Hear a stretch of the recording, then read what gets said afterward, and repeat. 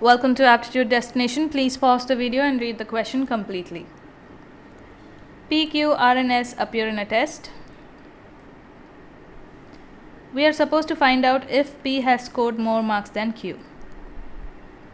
So let's make assumptions for P, Q, R and S and make sure if we are able to hold this statement true and false. So if we are able to do that, which means there are no distinct values for P and Q, and we cannot arrive at a solution saying P is either greater or lesser than Q, right? So let's take the first statement. First statement says sum of marks scored by P and Q is equal to the sum of marks scored by R and S. So this is pretty simple. I can take values, let's say 5 and 7 here and 8 and 4 here, which means both of these give a sum of 12.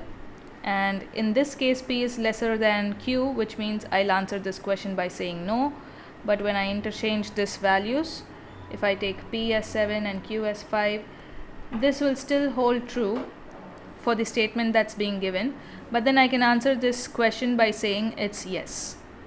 So therefore statement 1 alone is not sufficient to answer this question. The second statement says the sum of marks scored by P and S is more than that of the sum of marks scored by Q and R. Now to solve this sum in a faster way, let's take values from here itself, because through that we'll know that combining these two statements we can say if we are able to nullify as well as say this option is true. So at that point of time we can easily say that neither of these statements are sufficient to arrive at a solution. So I've just interchanged these values so as to make two options which can both complement this answer and counter this answer.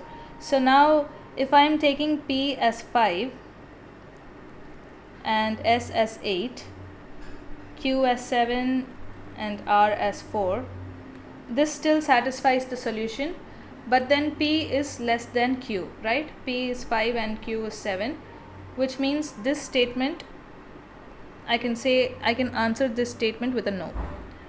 But if I choose this option, let's say P is 7 and S is 8, this still holds true, where I'll get 5 and 4 here, but then P is clearly greater than Q, which means I can answer this question with a yes. So therefore, even if both the statements are satisfying, I am unable to answer the question if P is greater than Q.